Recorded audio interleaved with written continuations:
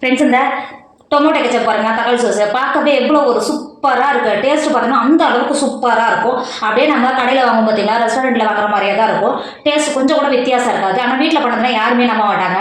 நீங்கள் தக்காளி கம்மியாக விற்கிற 10 ரூபா கிலோ அப்படின்னு விற்கிற போது ஒரு 3 கிலோ 4 கிலோ வாங்கி செஞ்சு வச்சு ஸ்டோர் பண்ணிட்டீங்கன்னாவே ரொம்ப நாளைக்கு கெட்டு போகாது. நம்ம இது மாதிரி ஃப்ரிங் ரோல், இந்த சமோசா இதுக்குள்ளே சாப்பிடும்போது இதோட டேஸ்ட் அந்த அளவுக்கு சூப்பராக இருக்கும். இது யாருமே வீட்டில் பண்ணதுனா யாருமே நம்ப மாட்டாங்க. இன்றைக்கி டொமேட்டோ கெச்சப் எப்படி செய்யலாம்னு பார்க்கலாமா? Hi friends, welcome to Kerala சமையல். இந்த கேரளா சமையலில் டொமேட்டோ கெச்சப் தான் செய்ய போகிறோம். வாங்க எப்படி செய்யலாம்னு பார்க்கலாம். டொமேட்டோ கெச்சப் செய்யறதுக்கு நான் 2 கிலோ பழுத்த தக்காளி எடுத்திருக்கேன். இங்கே பாருங்கள் எந்த அளவுக்கு நல்லா கலராக சிகப்பு கலரில் எந்த அளவுக்கு நல்லா பழுத்துருக்கு பார்த்தீங்களா? இந்த மாதிரி நல்லா கலராக பழுத்ததை எடுத்தோன்னா அந்த அளவுக்கு நல்லா டார்க்காக கலராக இருக்கும். நான் தக்காளியை நல்லா கழுவிட்டு எடுத்துகிட்டு வந்திருக்கேன். இப்போ ஒரு கட்டிங் போர்டு எடுத்துக்கோங்க. நம்ம கழுவி எடுத்துகிட்டு வந்துருக்கோம்ல தக்காளியை இந்த மாதிரி கட் பண்ணும்போது இருக்குது பார்த்தீங்களா, மேலே இருக்குது பார்த்தீங்களா, இந்த தண்டு மாதிரி இருக்குது பாருங்கள். இதை மட்டும் நீங்கள் கட் பண்ணி கீழே போட்டுட்டு தக்காளியை மட்டும் கட் பண்ணிக்கோங்க. நீங்கள் கட் பண்ணும்போது ரொம்ப குட்டி குட்டியாக கட் பண்ணணும்னு அவசியம் கிடையாது. இந்த மாதிரி இங்கே பாருங்கள், இந்த அளவுக்கு கட் பண்ணாவே போதும். இருக்கிற தக்காளியெலாம் இது மாதிரி கட் பண்ணி எடுத்துக்கோங்க. இப்போ பாருங்கள், இருக்கிற தக்காளியெல்லாம் நல்லா கட் பண்ணி எடுத்துட்டோம். நான் இந்த பாத்திரத்தில் தான் தக்காளியை வேவிக்க போகிறோம். அதனால தான் இந்த பாத்திரத்தில் சேர்த்து கொடுத்துக்கிறேன். இப்போ தக்காளியை சேர்த்து கொடுத்துட்டு அது கூடவே ஒரு மீடியம் சைஸ் வெங்காயத்தை நீல வாக்கில் கட் பண்ணி வச்சுருக்கேன், சேர்த்து கொடுத்துக்கோங்க. பெரிய சைஸ் வெங்காயம் போதும். நீங்கள் பெருசாக சேர்த்துனா டேஸ்ட்டு மாறிடும். ஒரு சின்ன சைஸ் மட்டும் சேர்த்துக்கோங்க. அது கூடவே நான் 10 பல்லு பூண்டை தோல் நீக்கிட்டு எடுத்து வச்சுருக்கேன். நான் குட்டி குட்டியாக இருக்கிறதுனால 10 பல்லு எடுத்துக்கிறேன். கொஞ்சம் பெரிய சைஸாக இருந்ததுன்னா 5 பல்லு சேர்த்துக்கோங்க, கரெக்டாக இருக்கும். இப்போ பூண்டை சேர்த்து கொடுத்துக்கோங்க. அது கூடவே ஒரு துண்டு இஞ்சி, இங்கே பார்த்தீங்களா, இந்த அளவுக்கு கட் பண்ணி சேர்த்தாவே போதும். இஞ்சியும் அதிகமாக சேர்க்கணும்னு அவசியம் கிடையாது. இப்போ சேர்த்து கொடுத்துக்கோங்க. அது கூடவே ஒரு மீடியம் சைஸ் பீட்ரூட்டை நல்லா கழுவிட்டு தோல் நீக்கிட்டு கட் பண்ணி வச்சுருக்கேன். இப்போ சேர்த்து கொடுத்துக்கோங்க. நீங்கள் பீட்ரூட் சேர்த்தினா நல்ல ஒரு கலர் கிடைக்கும். அதனால தான் சேர்த்து கொடுத்துட்டு மூடி போட்டு மூடி வேக விடுங்க. இடையில திறந்து நல்லா கிண்டி கொடுத்துக்கோங்க. பாருங்க, நீங்க ஃபர்ஸ்ட் தடவை தக்காளி வேவிக்கும் போது ஒரு 10 நிமிஷத்துக்கு ஹை ஃபில்ல வச்சு வேக விடணும். எந்த அளவுக்கு தக்காளில இருந்து தண்ணி இறங்கி வந்திருக்கு பாத்தீங்களா? இப்போ சேர்த்துட்டு ஒரு டைம் நல்லா கிண்டி கொடுத்துக்கோங்க. தக்காளில இருந்து இறங்கி வர தண்ணியே போதும், எக்ஸ்ட்ரா தண்ணி தேக்கணும்னு அவசியம் கிடையாது. இப்போ கிண்டி கொடுத்துட்டு திரும்பவும் மூடி போட்டு மூடி தக்காளியை நம்ம சேர்த்த பீட்ரூட், இஞ்சி, பூண்டு இதெல்லாம் சேர்ந்து வெந்து வர வரைக்கும் லோ ஃபில்ல வச்சு வேக விடுங்க. இடையில திறந்து நல்லா கிண்டி கொடுத்துக்கோங்க. இப்போ பாருங்க, தக்காளி எந்த அளவுக்கு நல்லா குழஞ்சி எந்த அளவுக்கு நல்லா வெந்து வந்திருக்கு பார்த்தீங்களா? அங்கே பாருங்க, ஒரு டைம் நல்லா கிண்டி கொடுத்துக்கோங்க. இந்த அளவுக்கு நல்லா கிண்டி கொடுத்துட்டு இந்த ஸ்டேஜில் நான் 1/2 கப் சக்கரை எடுத்திருக்கேன். இது வந்து 6 டேபிள் ஸ்பூனு. இப்போ அந்த சக்கரையை உள்ள சேர்த்து கொடுத்துக்கோங்க. நீங்கள் டொமேட்டோ கெச்சப் சாப்பிடும் போது ஒரு இனிப்பு இருக்கும் பார்த்தீங்களா? அதனால தான் சக்கரை சேர்த்து கொடுக்குறேன். சேர்த்து கொடுத்துக்கோங்க. சக்கரை சேர்த்து கொடுத்துட்டு அது கூடவே 1/2 கப் வினிகர் எடுத்து வச்சிருக்கேன். இப்போ உள்ள சேர்த்து கொடுத்துக்கோங்க.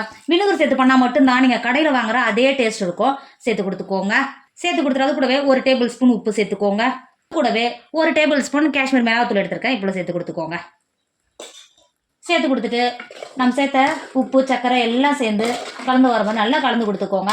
கலந்து கொடுத்துட்டு இன்னும் ஒரு 10 நிமிஷத்துக்கு கை விடாமல் கிண்டி கொடுத்து இந்த அளவுக்கு நம்ம வினிகர் எல்லாம் சேர்த்தோம் பார்த்தீங்களா? அதெல்லாம் நல்லா சேர்ந்து கொதிச்சு பச்சை வடை போகிற வரைக்கும் ஒரு 10 நிமிஷத்துக்கு கொதிக்க விடுங்க. இப்போ பாருங்க, நம்ம சேர்த்த சக்கரையும் வினிகரும் சேர்ந்து எந்த அளவுக்கு நல்லா கொதிச்சு நல்லா தக்காளி இன்னும் நல்லா வெந்து கெட்டியாக வந்துருக்கு பார்த்தீங்களா? இன்னும் ஒரு 5 நிமிஷத்துக்கு கிண்டி கொடுத்துக்கிட்டே இருங்க. இப்போ பாருங்க, ஒரு 5 நிமிஷத்துக்கு நல்லா வெந்து வந்துருச்சுங்க. பாருங்களா எந்த அளவுக்கு நல்லா வெந்து வந்துருக்கு பார்த்தீங்களா? அங்கே பாருங்க.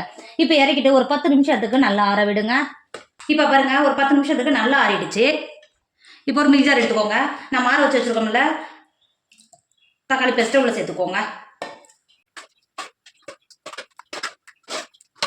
இந்த அளவுக்கு சேர்த்து கொடுத்துட்டு மிக்ஸி மூடி போட்டு மூடி நல்லா பேஸ்ட்டாக அரைச்சி எடுத்துக்கோங்க.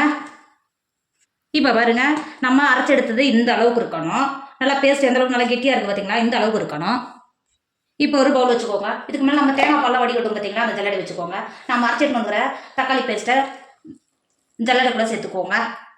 சேர்த்துட்டு இந்த தக்காளியோட திப்பி ஏதாவது இருந்தால் நல்லா ஃபில்டர் பண்ணி வடிகட்டி எடுத்துங்கன்னா நம்மளுக்கு கடையில் வாங்குற அதே மாதிரி இருக்கும், அதே லுக்கில் இருக்கும். சேர்த்து கொடுத்துட்டு இது மாதிரி ஒரு கரண்டி எவ்வளோ ஸ்பூனோ வச்சுட்டு இந்த மாதிரி சேர்த்து கொடுத்துக்கோங்க. சேர்த்து கொடுக்கும்போது இந்த ஜூஸ் மட்டும் நமக்கு கீழே இறங்கி வரும். சேர்த்துட்டு இது மாதிரி நல்லா கிண்டி கொடுத்துக்கோங்க. கிண்டி கொடுத்து நல்லா வடிகட்டி எடுத்துக்கோங்க. இப்போ பாருங்க, நம்ம வடிகட்டி எடுத்ததுல எந்த அளவுக்கு நல்லா துப்பி இருக்கு பார்த்தீங்களா? நம்ம தக்காளியெல்லாம் நல்லா அரைக்கும் போது அந்த விதையெல்லாம் இருக்கும் பார்த்தீங்களா? அங்கே பாருங்க எந்த அளவுக்கு பாருங்க.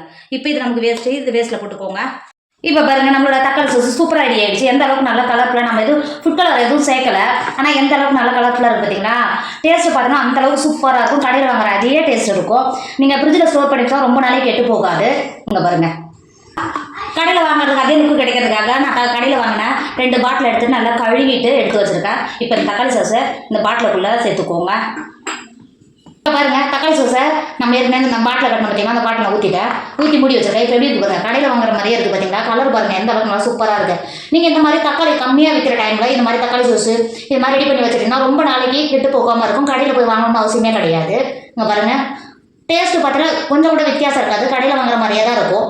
கண்டிப்பாக நீங்களும் ட்ரை பண்ணுங்கள். என்னோட வீடியோ உங்களுக்கு பிடிச்சிருந்தா உங்கள் ஃப்ரெண்டு உங்கள் ஃபேமிலிக்கு ஷேர் பண்ணுங்கள். மறக்காம கேரளா சமையல் சப்ஸ்கிரைப் பண்ணிக்கோங்க. தேங்க்யூ.